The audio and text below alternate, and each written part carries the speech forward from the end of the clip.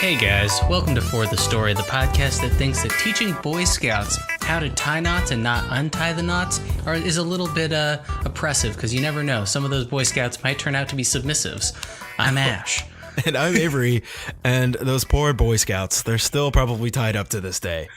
Wow, really fucked up in a lot of ways. This week, we watched the Ken Burns documentary, Civil War, all 460 minutes of it. Or no, I think it's 680. It's yes, 11 and a half hours. Hours and hours of black and white footage. Actually, I don't even think there is footage at all of the Civil War. I don't think they had cameras back then, but photographs and letters. Yes, all letters with that backdrop like music. Do you know what I mean? And they just say it's like borderline exactly. The Lord My of the dearest Rings music. Agatha. Can you just imagine? Like when they go to the South, it's like banjo music. That's awful. All right, guys, here's our new challenge. I call it the Civil War Challenge. You take whatever movie soundtrack is and you just put it down underneath an episode of the Civil War documentary. My vote, Fellowship of the Ring. It actually sounds like it could work. Yeah. Honestly, it might just work. Like anything by Hans Zimmer, like the fucking Dark Knight soundtrack. Hans Zimmer's Inception soundtrack is like one of the best movie soundtracks I've ever heard, like ever. I'm gonna say that publicly, that I like the Inception soundtrack a lot. I don't like Inception. Really? Don't really like it. Oh, I love that movie. I'm surprised. I feel like I like it more than the average person, though. You know? Yeah, it got a lot of hype, and I was just kind of like, you know what? It's a good concept. I don't know. Like, am I gaining anything from literally any of these actors being in the movie? You're not. And it's another one of those movies that like comes across as needlessly enigmatic. You know what I mean? Yeah, like, and that's my job, to be needlessly enigmatic. Exactly. And I totally get that. I totally get why people would think that it's needlessly enigmatic. I just fucking like it. I don't care. I just think it's a cool movie. But no, we didn't watch anything regarding to the American Civil War. We actually watched a movie regarding the Ugandan Civil War. Or the Captain American Civil War. Yes, the Captain American Civil War, exactly. Yeah, we watched Captain America Civil War. We found out we had a bonus episode for you guys. This is actually not even because we like you that much, but because we found out we had an extra slot for an episode, so we scrambled and picked the first thing that came to mind, which was we're both extremely excited for Avengers Endgame, so we decided to front load Captain America Civil War. I actually hadn't seen it before this, and we're pretty fun. Two of the biggest Marvel nerds like ever. That's not true. But I will say, this is less of a bonus episode, more of a boned us episode. We boned ourselves because we don't know what weeks are. Yeah, right. We looked at a calendar and got the days wrong. We were literally looking at a calendar, and we got it wrong. Yeah, I guess technically we would have gotten another episode out to you guys because we have tickets for Friday. We're going to go see Endgame Friday night, I think pretty late. Yeah, 11:40 p.m. 11:40 p.m. So we're going to get out of the theater at like 3:30 in the morning. But no traffic on the way back. That's true. Positive. Or honestly, on the way there. Honestly, everyone's asleep. It's Austin. No one ever has any nightlight. Oh, that's not true. Trust me, there are people who have been up since the night before. But what we're going to end up doing is we're going to do that. We're probably going to be so excited after the movie. I don't know if we're going to record an episode then, but we're going to get it to you this coming weekend. So I guess we looked at that and we were like, oh, cool, that'll just be our episode for the week. But then we were like, nah, it's probably not a good idea. So we decided to shift things around. We watched Civil War, and here it is. We're talking to you guys about it right now. Welcome to Logistics Cast, the podcast where we can't figure out what weeks are which, and we have to plan our podcast live on the air. Yeah, right. Well, I mean, like, at least it's happening. I think is the most important thing, right? But yeah. So, I mean, like, Ash, it hasn't been that long since we've spoken. But have you seen anything in the time between the last time we talked and now? Well, Avery, I haven't been watching many movies, but what I have been watching are the NBA playoffs. My Portland Trailblazers are kicking the proverbial butts of the Oklahoma City Thunder, and I couldn't be happier. That's excellent. Nobody likes Oklahoma. No. We they have Russell Westbrook, and honestly, he sucks. This might be a bold statement, but we might be the first anti-Oklahoma podcast. We hate Oklahoma. We hate the Irish. If you're an Irish person from Oklahoma, you're fucked. Double whammy. Don't listen to this. Leave. No, None of that's true. Rate us on iTunes. None of that's true. We like everyone. Some more than others. though. Yeah. No, I'm sure there's one or two people I don't want to talk to that listen to the episode. You know who you are. Oh, you definitely know who you are. You evil. Well, you killed my sister, number one. That's Oh my God. What a power okay. play. Biggest fan of the podcast after killing your sister. Yeah. I mean, like, I can make those jokes. I'm an only child. Now you are. I mean, Yeah. Well, know that Rick, our number one listener, has murdered your sister. yeah. Well, Yeah, the note was excessive, man. Like, yeah, seriously. P.S. Your biggest fan left the podcast. But no, none of that happened for real. At least I don't think so. Rick, you're safe this time. But I did watch some movies. Well, I watch movies all the time. I now work from home at a job where I look at a computer screen all day. So a lot of that is watching movies. I watched a really interesting South Korean film. I really like Korean and Japanese horror. I'm starting to like branch out into that genre. But I watched a movie called Train to Busan, which is a really... I've heard about this movie. It's awesome. It's like an excessive zombie film. It's like one of those zombie films where the zombies like run really fast, and like if you get bit, you like turn into a zombie in like 30 seconds. So it's like super dangerous and really exciting. But I don't want to spoil too much because it's a very exciting movie with some twists and turns for you, and not just on the train tracks, if you know what I'm saying here. It reminded me of Snowpiercer, which, interesting segue, Chris Evans was in. Chris Evans also plays Captain America in Civil War. Oh, I thought when you said Snowpiercer, it sounded like a porno movie. I'm like, Avery, I thought we were done with this. That does sound like a porno movie, doesn't it? Yeah.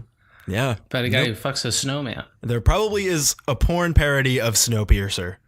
Yeah. It's called Slut Piercer, maybe. That sucks. That's gross. Or Pierce Snow as Snowpiercer. Maybe. Well, I'm Dick Lake. Nice to meet you. So, you watched basketball. I watched Snowpiercer 2, Train to Busan, and we both watched Captain America: Civil War. Yes. Now, as it is a civil war, we do have to pick a side. In this film, we have Team Iron Man fighting for the Sokovia Accords, which basically would regulate the Avengers, and then you have Team Iron Man who's like, whoa. All my friends or all my shield people were actually Team Cap, Hydra. right? Team Cap, yeah. Yeah, cool. Tight. Yeah. So, Ash, what side were you? Should we say it at the same time, or is that annoying as fuck? Let's do it. Yeah. All right, ready? All right, ready? One, two, three. Team Cap. Captain America. Yep, I knew it. I knew we were going to be on the same team. Cap just has so much better of a side. Yeah, I mean, don't get me wrong. Love me some Black Panther. Love me some, whatchamacallit? Spidey boy. Spider-Man? Am I saying that right? Spider-Man? Soul P. Spiderman. Yeah. Iron Man definitely has like the cool. I don't want to say the cooler characters on his side, but he's got some cool characters on his. There's awesome. There's heroes on both sides. It's awesome, but morally, I definitely agree with Captain America. The reason I think I felt that way for me personally was because Captain America seems to have information that Tony Stark doesn't, which changes everything. The fact that Bucky, maybe we shouldn't spoil it just yet. I mean, it's been a couple of years, but maybe we can get into that in a little bit. But yeah. So I Ash, think that the reason why I sided with Cap is because of just, this is coming after Winter Soldier. This is Cap 3, even though it's Avengers 2.5. It is Cap 3. It is definitely Avengers 2.5 as well. Last time Cap really trusted an organization, a government organization, it ended up that they were all fucking secret Nazis. So yeah, I get where he's coming from a little bit more than Robert Downey Jr. feeling guilty that some kid died. Yeah. Yep. Yeah, that's definitely a good point. If I had to think about it, the thing is that I kind of feel like the roles, just based on the characters, probably should have been switched. I understand that it's a Captain America movie first, so it kind of has to. How can I say this? Captain America kind of has to be on the right side. You know what I mean? Tony Stark's very much portrayed as an emotional person acting out and being like, I killed these people, which kind of falls in line with his character too, because he did give up the whole weapons division thing and has just become a weapon again, killing innocent people.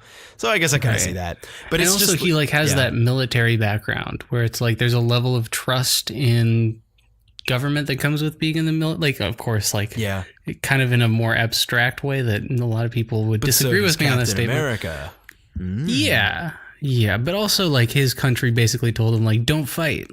When he was enlisted and given the super soldier serum, he was true. He was like a poster boy. Yeah, he was like a mascot. Yeah.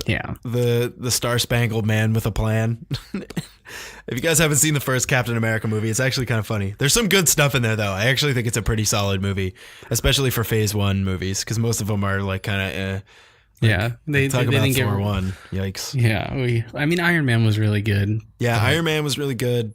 Thor 1, the thing about the first Thor movie is that it's not horrendous. It's got parts in it that I like, but it's so boring. Yeah, it is pretty boring. Yeah. Thor didn't even get cool until Ragnarok. Really? Yeah, he really was the worst Avenger. And he was in 5 movies before Ragnarok. Yep. Yeah, the Dark World's boring too. It's the problem with the Thor movies is that Loki's always just a better character. Loki's just smarter than him. He's cooler than him. But Thor's the main character for some reason. And then they kind of the actor who played Loki was going to be Thor. And for a long time, I thought that they made the wrong choice. Until they ended up switching the roles a little bit. And I think Chris Hemsworth pushed back against that. From what I've heard, he was going to quit unless they gave his character a little bit of a revision or some stronger creative input. But then they brought Waititi in, and Waititi fixed Thor. Yeah, and he has been pitched for a Thor 4. That's excellent. He should do that. That'd be so good. I would see a Thor 4. Does that mean Thor 4 and 7 years ago? Speaking of the Civil War. Civil War 2. Thor 4 and 7 years ago. No Civil War 2. Civil War 2 was the worst comic. That's what everybody said. I remember, did we talk about this or did I watch a video? And apparently there was a Civil War 2 and it's just they're doing it again.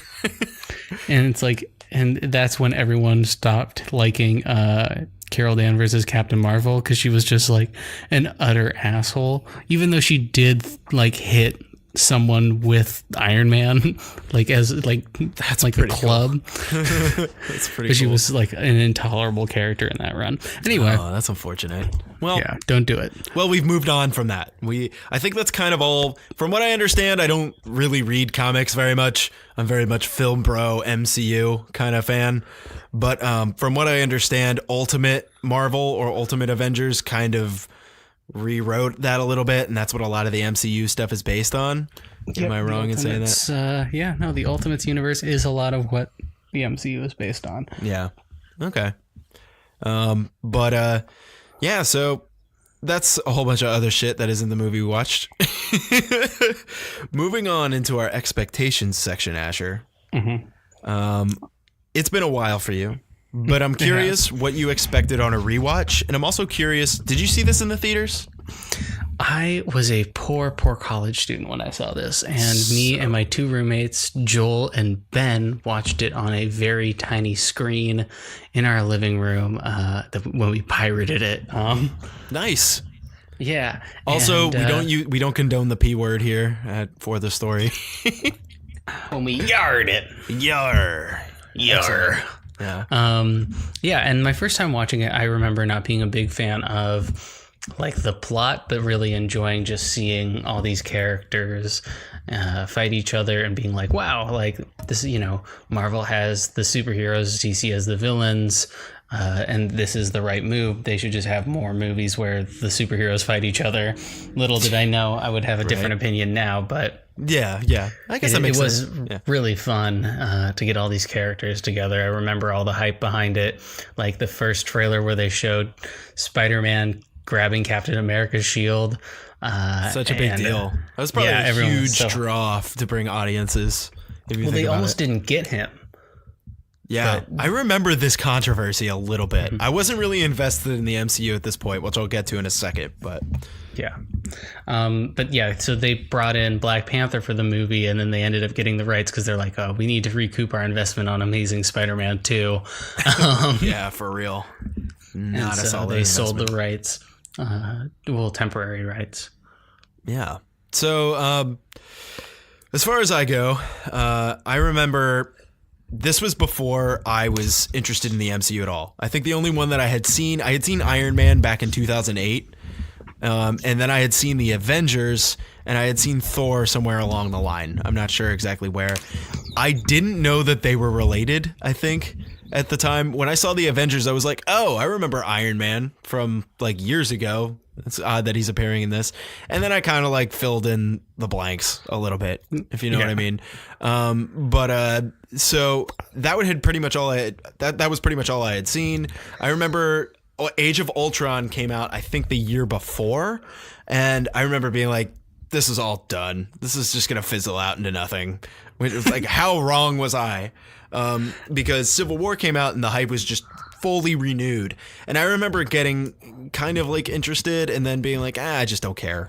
And that's just how I was at the time. I was into like, I don't know. I was watching all sorts of other weird shit at the time. But so that's how I felt back then. And then once the Infinity War came back around, and Thor Ragnarok 2, to a certain extent, really built that hype back up again for me. So I started to get renewed excitement. And then I remember during Infinity War, you showed me like a couple clips. I think you showed me like the airport fight scene, something like that afterwards. And I was like, oh, actually, that sounds awesome. And then I just put off watching it for way too long. Probably in order to watch more movies for the podcast and stuff like that. And blame me. Okay. I see. Yeah, exactly. I'm not taking responsibility for this. No, much like everything in my life. None of this is my fault. And that's how I get to sleep at night. No, so basically, yeah, that's where I was. And so going into it now, I was excited to watch it because I was like, it's almost like a hidden Avengers film I've found. Yeah. It really is like pretty much everyone is there. Plus Black Panther and Spider-Man, which at the time would have been, I presume, a pretty huge deal. Yeah, those were a really big deal. It was cool. I was so stoked on Black Panther being in the MCU because he was. I mean, cool. Granted, he's cool. Yeah. He is rad. He's very. Like, the actor plays him so straight that it's almost intolerable, but it's just the physicality and the suit, and it's very cool. His visuals are so awesome. He moves like a cat. He's all like lithe and agile, but he's like strong too. I don't know. He's cool. He's just fucking cool. Yeah. Whatever. Yeah. And and so my expectations going in were that I was probably going to enjoy it. I found that's pretty much the case. Yeah. You know? Yeah. There's a lot of pros to talk about in this movie, Ash. A lot of really cool, really strong points. Yeah, this movie's cool. This is just a cool movie. Talk about, like, I guess there are like 4 big action scenes in this movie. There's chasing down Crossbones, the car chase, the airport fight, and then the final battle. Yes. And I think those are all pros, but let's find some like smaller mini pros in there. Crossbones that's like the guy with the hydraulic punchy things. Yeah, he was cool. He was cool, but do you know who that guy was? I honestly know. I saw him and I was like, that guy looks familiar. I don't remember that character at all. He was the guy who they crashed the the air hangar or the aircraft carrier, or the whatever they were in whatchamacallit, Winter Soldier, into the building, and he's like fighting Falcon inside. Oh, okay. Yeah, okay. That's that guy. Yeah, and now he wants to kill Captain America. And that whole thing is really cool because it's super in media res. Like, this is like, oh yeah, they're just fucking working in different countries doing Avengers stuff. Yeah, I liked that element a lot. The fact that that's what they're doing, is they're doing Avengers stuff. Is that the Avengers stuff didn't stop, even though Thor and Hulk aren't there, who are like, they're kind of like they're like they're the core Avengers, but it's almost like in this movie they're basically forgotten. They're like thrown away in an offhand line even at a certain point. Like this Mr. Senator guy is like, he's like, can you tell me where where Banner and Thor even are right now? And they're like, honestly, no. Yeah, and but in that first scene, it's like the big thing for me is like they start out with those team ups, which is so like just Scarlet Witch throwing Captain America into the building.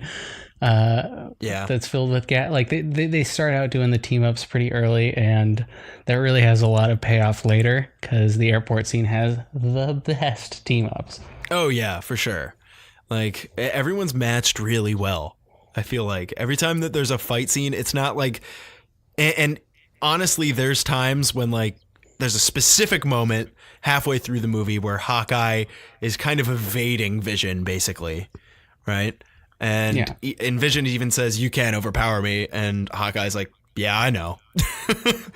But I knew I should have stretched. Yeah, and so I don't know. I think that's cool. Also, when makes you like Hawkeye more. Like I like Hawkeye more in this movie. I actually like Hawkeye a lot. I kind of always have, because he's got this, like, he doesn't have any superpowers. He's just really good at shooting a bow.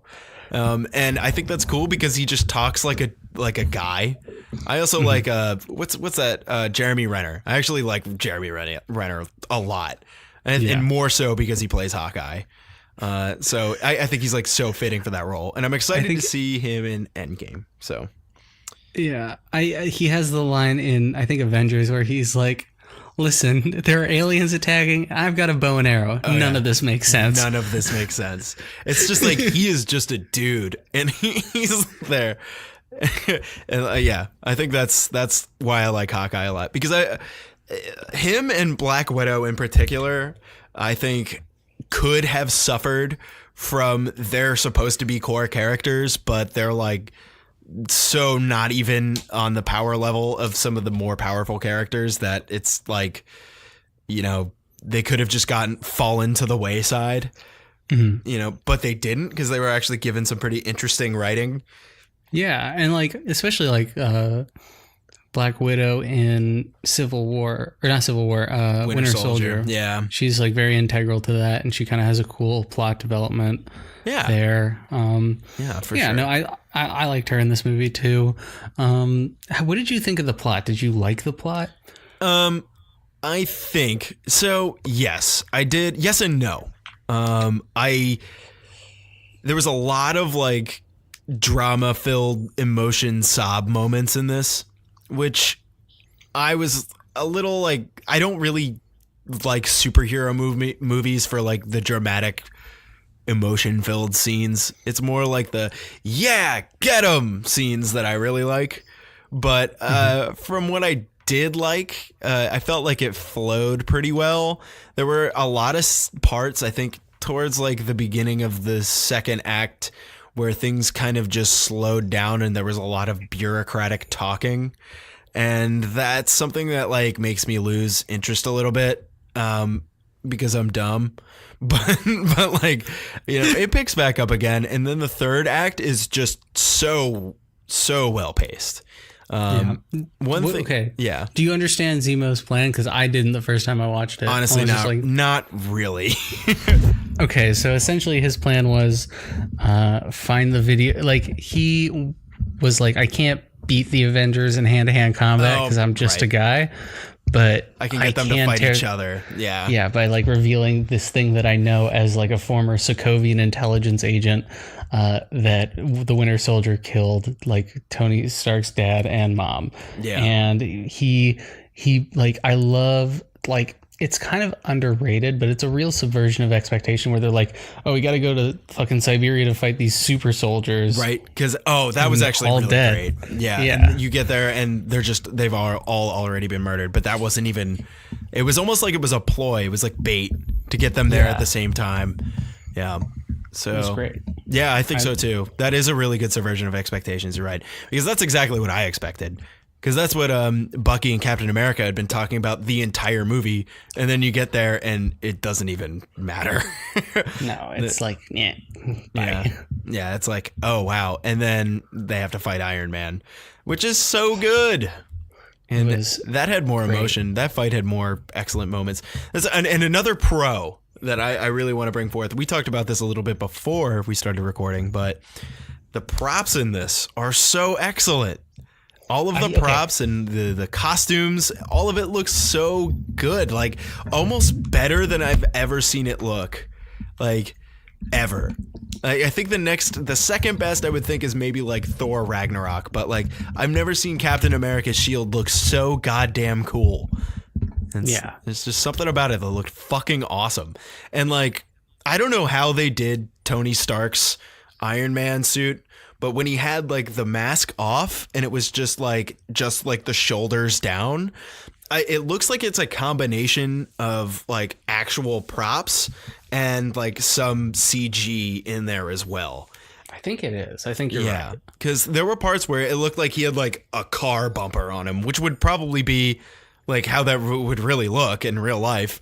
Probably look like car parts. I mean, they're painted bright red. So it's like, so I thought that was actually pretty interesting. That like very much caught my eye. I was like, wow, that's good. They put like care and detail into that. And there were some parts, I think, during the fight where you would see his mask on and you could see like in the little gaps in between where his eyes are lit up instead of just like it just like emanating light. It was like almost like there was a light that was inside of his face mask, which I thought was a good touch too. They did a really, really good job with all of the costume work in this movie and in Winter Soldier too, honestly. So yeah, I mean, like, just like the subtle ways, like one of my favorite examples is the way that the three, when they're escaping the apartment in Bucharest or wherever, and Black Panther, Winter Soldier, and Captain America all have to get down off that ledge. Yeah. And Winter Soldier's just like kind of banging through it, just using his metal arm to slow his fall. Oh my God, that scene's so excellent. and Black Panther like uses his claws to just slide down the side of the building. And then Captain America just jumps down and lands on his shield. Yeah. Like, oh, like they just made it so all these characters move very differently, and that's very cool. A lot of attention to detail. Yes. And I think that is a good segue into another pro, is that the characters maintain their character even in the busy action scenes. And the busy action scenes are visually stunning, and the camera is like, you could see what everybody's doing. The choreography is really good. And like everybody, like you said, had unique ways of moving that fell in line with their character, which further allowed you to see what was going on, because everybody moved differently and everybody had really unique combat styles, which I thought was so cool and so well executed. Just making Ant-Man fucking viable in that situation, from just shooting him between, Iron Man's armor and then making him go Giant Man. Like, can you imagine how much like thought they had to put in to like, how the fuck are we going to make Ant-Man work?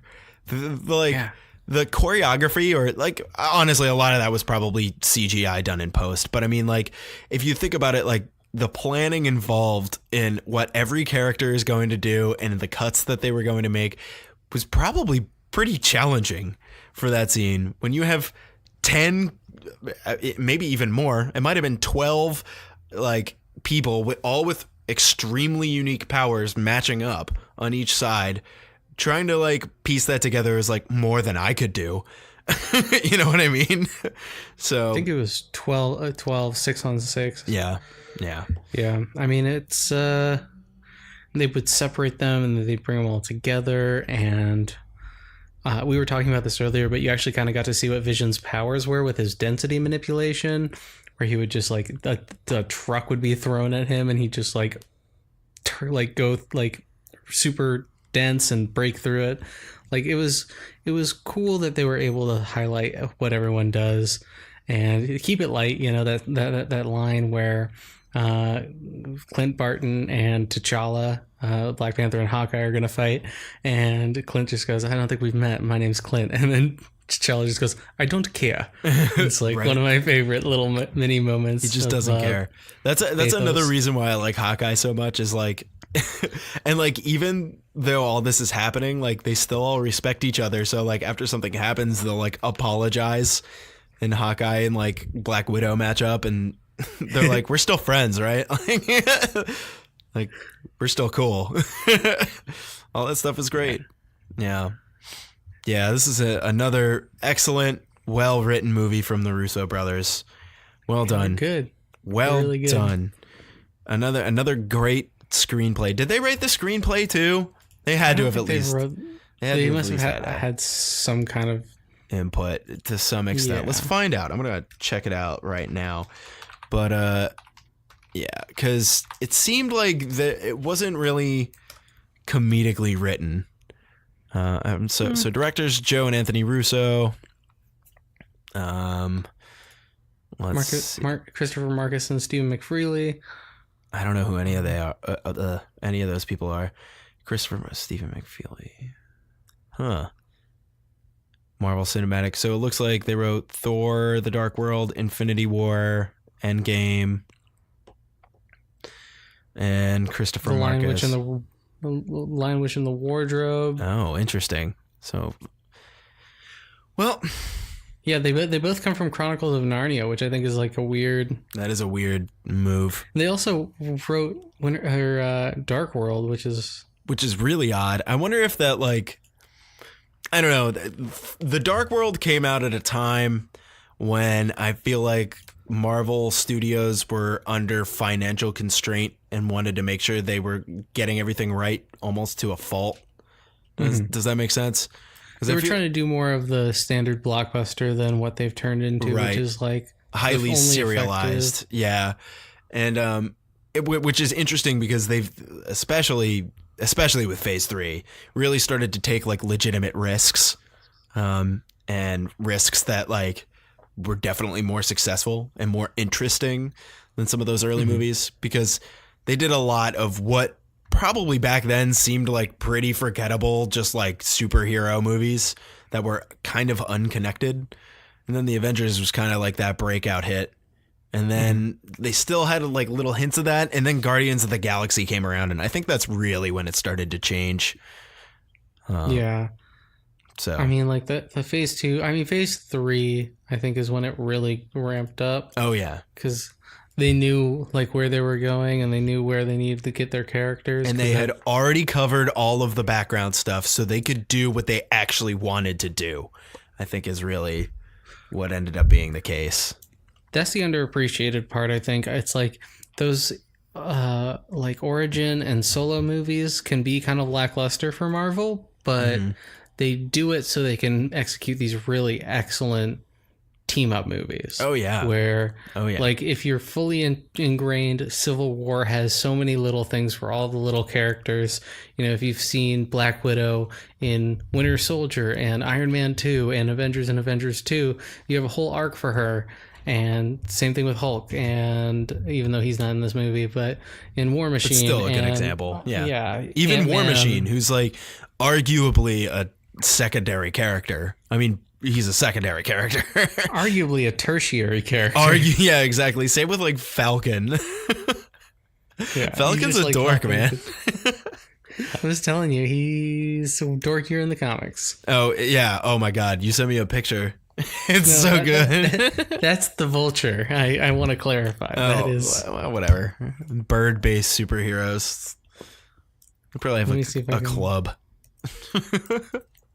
So fucking dorky. Oh well, cool. Good for him. He likes being what he is. It's like he's always got like lines too. Like he's one of the main characters. That's what I think is so funny about that guy. He's like, yeah, we've been doing this for years. It's like, what are you talking about, Falcon? You're not even part of this, man. It's like he's trying to make people touch his weird like friend who's a drone. Touch But my that's- friend. that's Falcon in the comics. No way. Oh my god. Oh my god, he's such a dweeb. It's pretty He bad. looks like a professional wrestler. He looks like, oh my Yes. god, you know what he looks like? Do you ever watch It's Always Sunny in Philadelphia? Yeah. He looks He like, looks like the Birds of War. The Birds of War. He looks like there's an episode of It's Always Sunny in Philadelphia for anybody who hasn't seen that show where they dress up or they try to be professional wrestlers in like this like amateur professional wrestler circuit or something that's in Philadelphia for whatever reason, and they dress up as the Birds of War and they put these ridiculous costumes on. That is exactly what that looks like. I'm gonna save this and use this as the episode thing. Because everyone knows it was really Falcon Civil War. God, he's such a dweeb. Well, I'm trying to think who's the dweeb on the other side. Is it War Machine? No. maybe, but War Machine's kind of cool. You know? Yeah. War Machine's, War Machine's like, got guns. yeah, he's kind of cool. He's kind of badass. I'm trying to think who else would be Like the that one dweeb? part where Giant Man is like basically taking like a Freightliner and trying to hit him with it, and he just takes out all of his guns and destroys it before he can Yeah, hit him. yeah, that's pretty cool. Pretty cool. Yeah. All of that stuff is so unique. I remember, like, especially before Civil War had come out and I really wasn't interested in Marvel stuff, I remember seeing trailers and they show a little bit of the airport scene, I believe, because I remember thinking that that's all Civil War was for the longest time, was that airport scene. It kind of is, Yeah. but also it's got a lot more depth once you watch the whole thing. Yeah. But I remember thinking like that it looked like an absolute clusterfuck. But the reality is it's actually pretty well laid out. Like everybody has something to do and everybody's matched up with somebody pretty evenly. You know? So Except for like Spider-Man versus Captain America, which just almost doesn't seem fair because he's like a kid. yeah. Spider-Man versus anybody. I'm like surprised how they like ride the boundary with Spider-Man because he is like a child and is getting like punched and stuff and literally dies. Like, just it's interesting to me because normally people don't go to that we murdered a child level. So Yeah, except for us. That's one of our many. that's actually one of our proponents for this podcast. Yeah, For the Story, the only podcast that kills children. that and My Favorite Murderer. The only one of two podcasts that kills children. But how did you like his like introductory scene where he meets up with Tony Stark and they have that's how they kind of start their father son.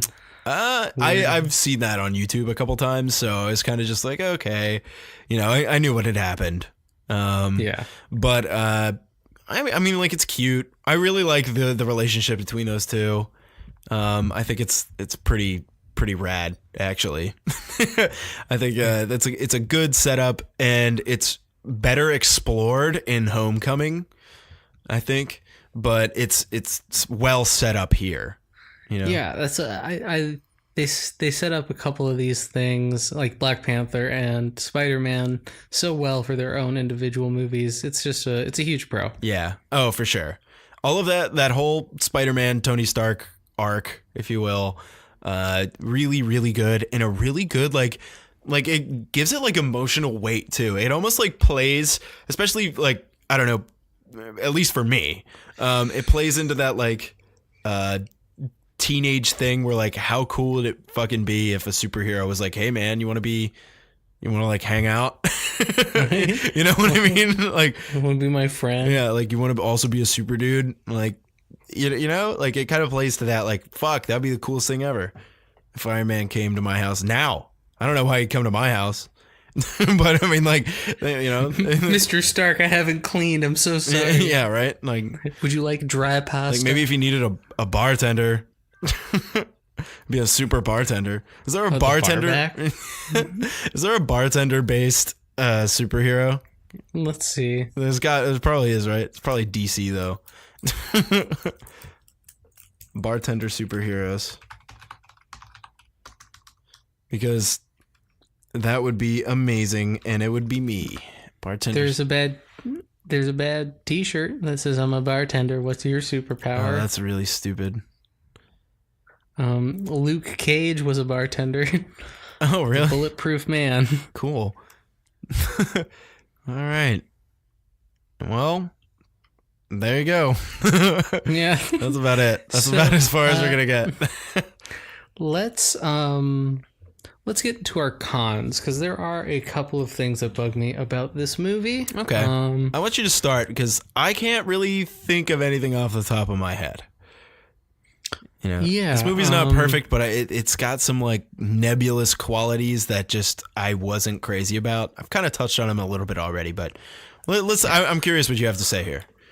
I understand that Wanda Maximoff and the Vision are married in the comics. I don't need to have a cute romantic scene of them making chicken paprikash, oh, yeah. which is something like my grandma makes because she's Hungarian. I noticed that. So it was like very weird, and like generally just Scarlet Witch, stop. I don't understand why. I don't understand Elizabeth Olsen in that role. She's slowly losing her Russian accent, which is bad too. It's a bad Russian accent to begin with, and then she says things like "You locked me in my room," and it's supposed to be funny, but it's really just a bummer. Yeah, it's really just kind of like I don't know, like almost gross. I didn't like that either. I agree with you completely. I'm not crazy about her in that role even a little bit, and no. I didn't really care to begin with because I think Scarlet Witch is kind of lame. Maybe I'm a dick, but there you go, I said it. But I mean, like, I'm sure she's cool. Like, I'm sure there's fans of Scarlet Witch, but like, yeah, I mean, she has cool stories like House of M I've talked about on the show, where she is so unbelievably powerful that at one point she whispers "no more mutants," and it creates an alternate reality where there are no mutants except some of them, like that's so Wolverine. Cool. Yeah, like can kind of remember like a time when there were mutants, and yeah, it's cooler when she's like mentally unstable and very powerful. I get that impression. It's almost like they wanted her to fill in the same role as the Phoenix in the MCU. Like, am I wrong there? I feel like I'm onto something. It's kind of how it feels like what they want her to be, but also like she is a mutant. I don't understand how they got the rights to her, but she's a mutant, Yeah. She's Quicksilver's brother. Who was also a mutant. And very, very briefly Quicksilver is in Age of Ultron, and also I think it came out the same year he was in Days of Future Past, right? Yeah. I'm pretty sure they came out like the same year or like a year apart. Yeah, I'd keep that Days of Future Past actor for when they bring the mutants into the MCU. I hope they do, because he was good. He was like one of the better parts of that movie. I like Days of Future Past though, just like almost in its totality. I actually really like that one. So sorry, I don't really like First Class very much, but yeah. The giant vacuum cleaners. What? That they fight? Oh. Okay. Brought to you by Hoover. Hoover, make your house cleaner. Yeah, For the Story is brought to you by no. They aren't paying us Hoover anything. Dam. Yeah, the Hoover Dam. The Hoover Dam isn't paying us anything either. It's to where the box is kept. It's where the cube is kept. Yes. Hashtag Transmorphers. The Allspark. The Allspark, not to be confused with the Tesseract. Right? Definitely not the same. Okay, when are we crossing over those universes? Oh, it's inevitable. Oh my god. Iron Man versus Optimus Prime. That'd be kind of cool, actually. Yeah. He has to make like a really big Hulkbuster armor. Oh, how a Prime Buster. That's terrible. That's so dumb. And it's like all the actual human characters have storylines. The other ones are like, buy Chevrolet, support your local army, sign up, kids. And it's also a crossover with Pacific Rim.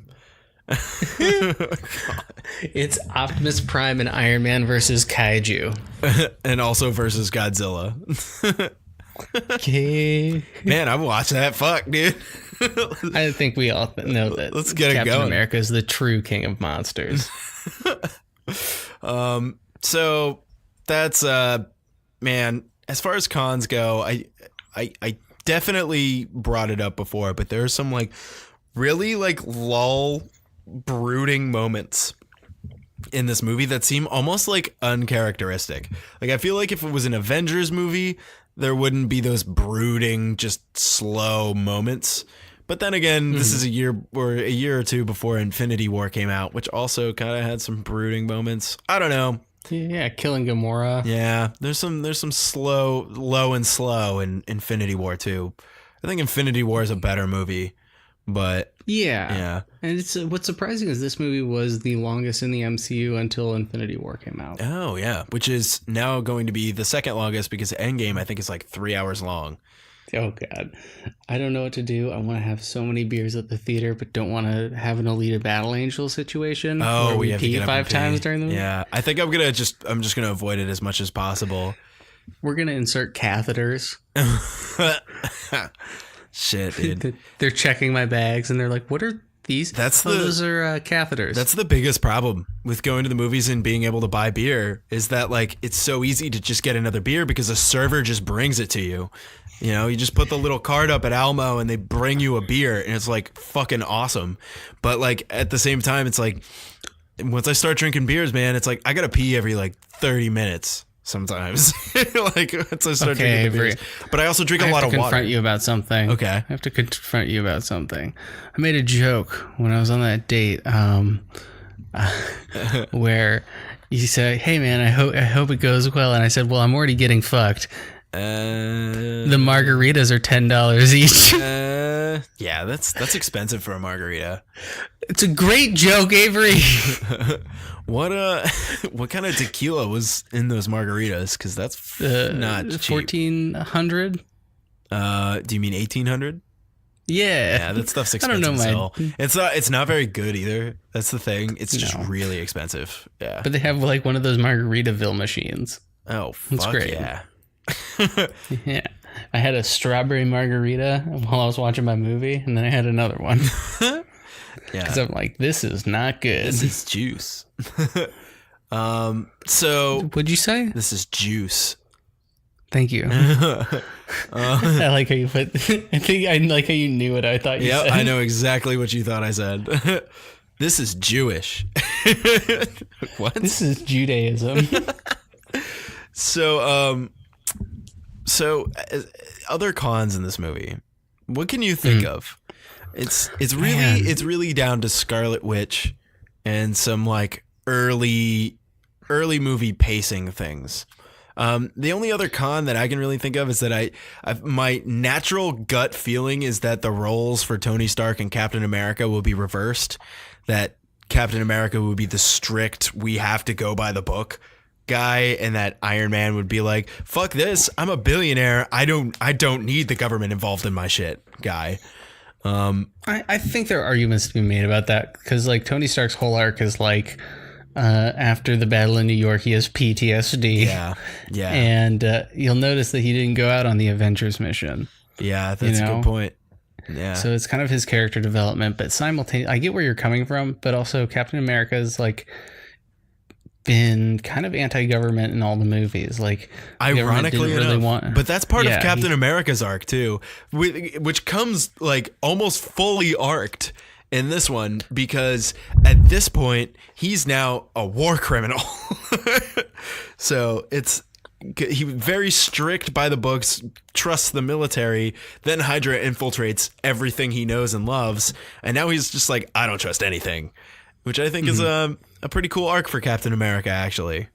So yeah, do you think Peggy Carter, the blonde lady, was in on Hamid Zima's plan? Man, I don't know. Because I feel like she egged him on. Maybe a little bit, yeah. Huh. Yeah, I think her, and then also the lady who's like, my son's dead, who's also an actor in another MCU property. She's Mariah Stokes in Luke Cage. Really? Where she's a badass What? lady. Really? Yeah. Is she the same character? This is what I'm wondering, because That'd be they're cool. both MCU properties, and Yeah. she's like a master manipulator and all that. And I'm like, oh, I kind of want that to be the case. Maybe they thought And I nobody think would you notice. No, she's a very obvious looking actress. Yeah. But yeah, so she's like, her whole thing is like, she's like a crime lord in New York who greatly benefited from what happened to the Avengers or in the Avengers. But Oh. yeah, Huh. I don't know. Well, maybe. Well, cool. That'd be cool. Interesting stuff. Probably won't get answers to that in Endgame, though. I don't think. No, that's what it's about. It's about the characters from Luke Cage. So I want some clarification on something. I'm sure probably some of our listeners do too. You're the comic book guy. So Hawkeye Kinda. is theoretically, we don't know yet. We haven't seen the movie, but becomes Ronin, correct? Yeah. Wasn't there already a character named Ronin? It's Ronan with an A. This one's Ronan with an I. Oh, that's so... That's not good. His family, like, he goes through tragedy and he joins like the Yakuza or fights the Yakuza. The only Hawkeye comics I read are like the really brooding ones where he's like, I'm deaf. And, Oh my God. which is the character choice that I wish they had made for him, Yeah, because that he would've was been cool cool. because he was deaf. And then, yeah, but he's so funny, and like he's like one of the better parts of the Avengers as far as comedy goes. Maybe that's what'll happen in Endgame. That'd be kind of He'll rad. go deaf. Maybe, yeah. I think I Well, I like mean- his motivations and how he had a secret family. Him having a secret family is like one of the best parts of Age of Ultron. Yeah. You know? And the fact that they had that one like guy with the comedy voice voicing Ultron. Who was the voice of Ultron? It was like a guy who like never should have been in a superhero. Yeah, it was like Dennis Quaid or something. Yeah, someone very close to that. Ultron. Hold on. Let's try this. Ultron voice. Because I feel like we've looked this up before on the show. James Spader. Wait, James Spader. Yeah. Oh my god. Yeah, no, it's like it's the least fitting, and like I guess he has a pretty good voice. He does have a really good voice. I actually didn't think he looked like that. No, I'm looking at him. He was also on The Office very briefly. Yeah, and he was like in I think an episode of I know he was in the Stargate movie. Yeah. Oh, yeah. He definitely was, wasn't he? Oh my God. Yeah. He so was. What else is he in? Yeah, he was definitely in Stargate. What else? It looks like a whole bunch of like. I'm looking at his filmography right now. He was in Pretty 80s in and Pink. 90s stuff. Okay. Yeah. An episode of Frasier. Just one. Yeah. A lot of these I'm not recognizing. He was in there. He was in a movie called Wolf. That looks really lame. He was in Crash. But not the good one. No, I don't think so. That's 2008. And a whole bunch of nothing for a long time. Alien Hunter in 2003. That looks horrible. Television science fiction thriller film. We gotta. Oh man, I'm gonna save this bad boy for later. We're gonna watch that. We're gonna go through the James Spader cinematic universe. Excellent. Oh boy, that's a gem. Anyway, yeah. So James Spader was the voice. What a unique choice, and it ended up being really good. Or at least working. That's one of the better parts of that movie. Age of Ultron is a flawed movie. We didn't watch that though. I would like to talk about Age of Ultron at some point because it kind of You seems, will, I'm sure. yeah, it kind of seems like they botched Age of Ultron a little bit. I think this is also when Joss Whedon was like getting kind of like pushed away and somebody else picked it up halfway through. I think is what ended up happening there. But it seems like they kind of got a re-roll on this one for Civil War. And they got to play. They got to give it stakes retroactively because the stakes in that movie were not great. Not really. They got They to seemed kind of- really far away. And Yeah, but then like, oh, people died in Sokovia, therefore there are issues now. which I think is good. It's like you're right. It retroactively gave it stakes. It's like they went back and corrected a lot of the things that they goofed up a little bit in Age of Ultron. which almost which suffers from like a sequelism problem, if you know what I mean. It's like you have a really great first movie where these characters all meet up for the first time and it's energetic and exciting. And it's like, that's my favorite character. And now he's interacting with my other favorite character. But then you have to have everybody meet up again in the middle. And it like has a tendency to feel like hollow or like an imitation of the first one.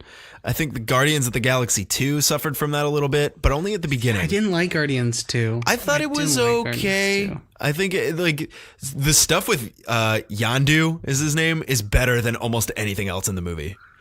I think it's cool that they somehow made a character called Ego the Living Planet into something cool. Yeah, like, that's true. Way to go. I like that they cast Kurt Russell because playing Chris Pratt's dad is like it's so perfect. It just seemed to line up really well. Really great casting. Yeah. Guardians is just really, really well cast.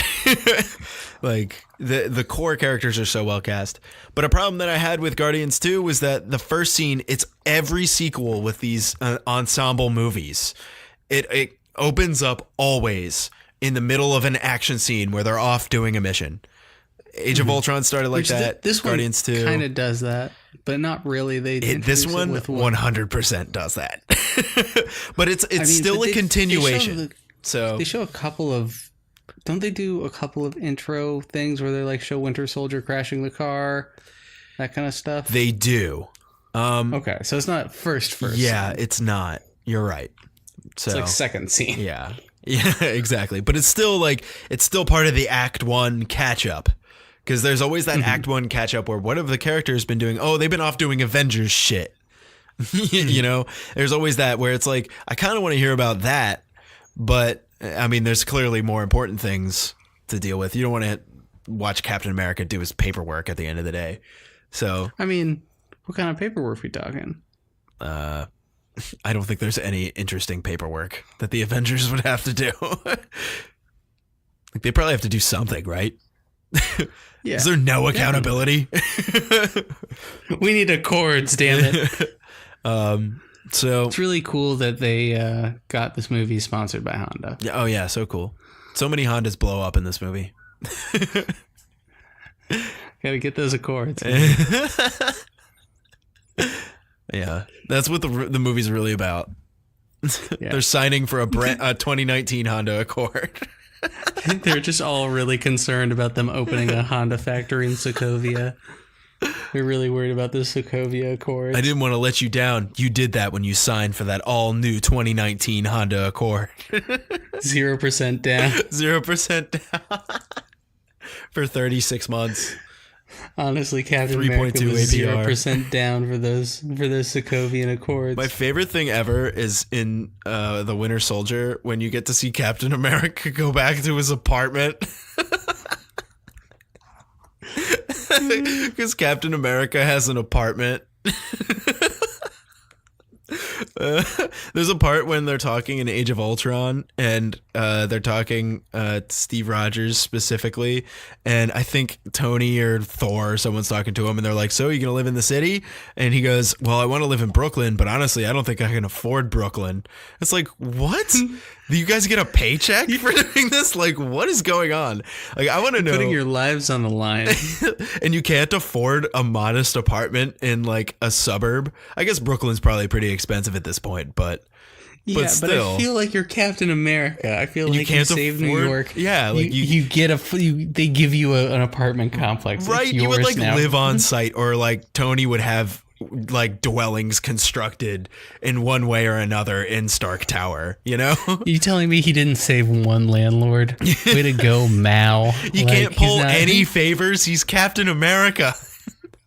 He's not a celebrity? Are you kidding me? Just like the idea that he like draws like a paycheck and only makes like $55,000 a year or something like that. Oh my god.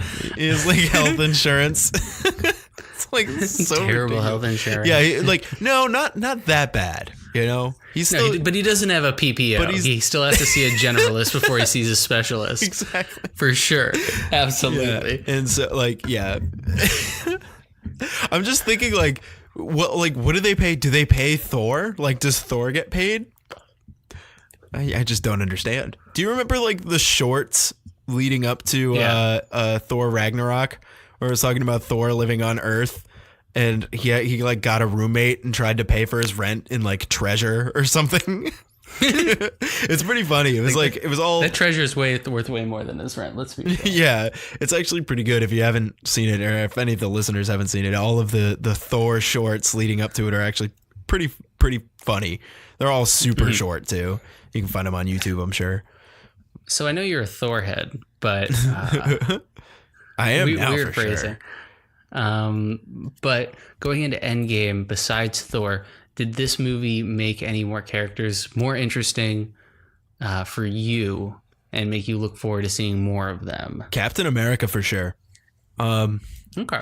I like Cap a lot. He was barely in Infinity War. Yeah, I think it's so funny. Like, I keep thinking back to especially phase 2, phase 3. I was like, why is Captain America involved? He's just running around on the ground. Like, he can't do shit.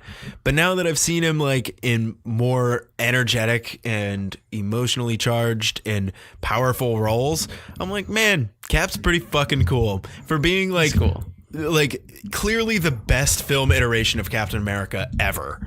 Like, hands down. Not hard to do. Yeah, but not hard to do, exactly. But like, they actually somehow made Captain America, who is besides Falcon the dweebiest superhero, 100% a Boy Scout. He's definitely a Eagle Scout, easily. And like, just the dweebiest superhero. They made Captain America cool. Like, that's awesome. That's enough for me right there. It's like, I'm excited because I think he's gonna die. Sweet. I think he's gonna die, and I think Tony Stark is gonna die. I think Thor's gonna live. Because I think they have him set up for that like Jesus Luke Skywalker role a little bit. So he's got I think they're gonna bring Asgard to Earth, because they did that in the comics. They built Asgard floating above Earth, and then he's gonna become like King All Father Thor, or something, and like take Odin's spot, and then like there'll be like a follow. He'll retire. He'll fight Gore the God Butcher. Yeah, and they'll have like a fourth movie where he does stuff like that and teams up with another unlikely friend. He'll team up with Falcon or some shit like that. Falcon and Thor. What's the worst team up? Is it? I think it might be Falcon and Thor. Yeah, like I think it might be Ant-Man and the Hulk. That actually sounds kind of great. Like, can you imagine like a comedy like Ant-Man and the Hulk? Like, they're roommates. They have to be roommates. That sounds like a good movie, actually. Ant-Man and the Hulk sounds like a sitcom from the 70s. What about Rocket Raccoon and Doctor Strange? Yeah, they have nothing in common. They would never hang out. Doctor Strange, and maybe like, I don't know, Doctor Strange just does his stuff on his own. He's so cool. Bring Yondu into it. Yeah. Doctor Strange and Yondu. Just like, what?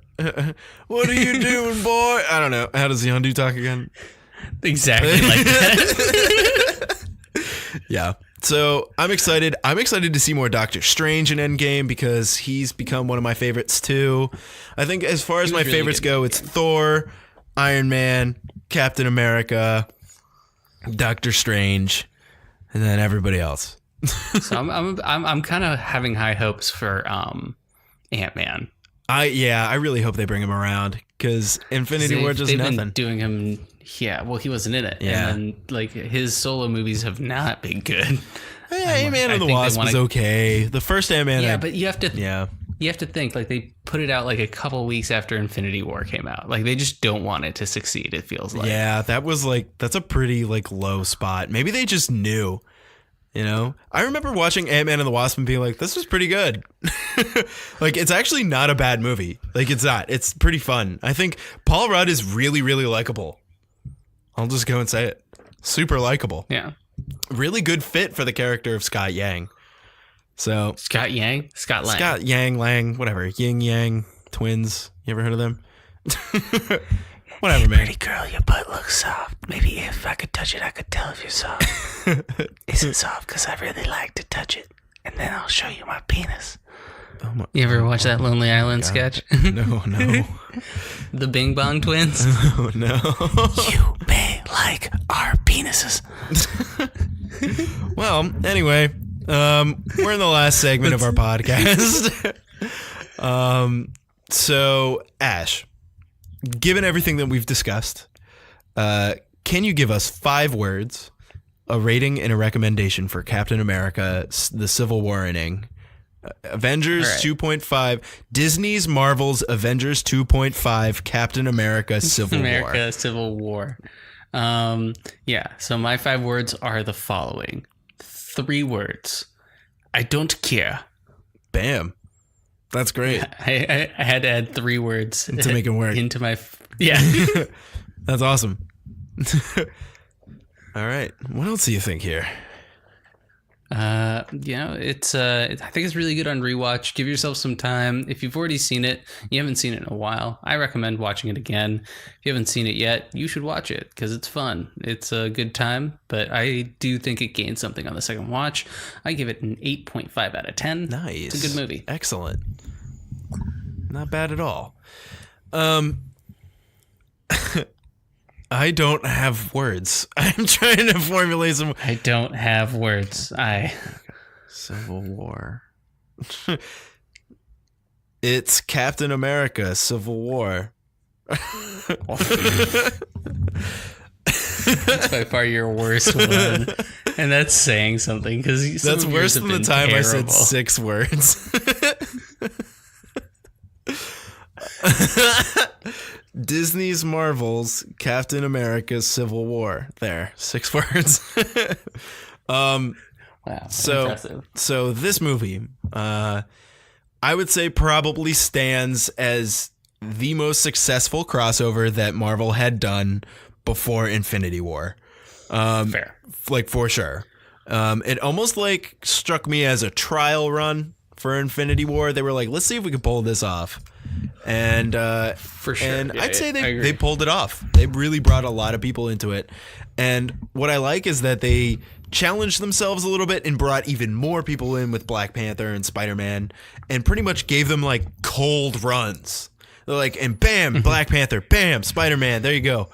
These guys are in this too. And they even brought Ant-Man in. Like, they did a good job, I think. This movie had some excellent fight choreography. I'd say watch it just for that. If nothing else, watch it for the fight choreography because it's exciting. All of the fight scenes are insanely watchable and feel really satisfying. So I definitely recommend it, even just on that basis. The props were hyper impressive, and I don't say the word hyper lightly. No, I don't know, but it's really good. All of the costume work. But you'll say it about us when we see an Endgame, exactly, because we will be. Yeah, we're not sleeping. Yeah, seriously. It was an exciting movie that definitely seemed like they were gearing up for Infinity War. It was a really cool movie to watch, leading up to Endgame. Kind of filled in some blanks, and I learned a little bit about characters.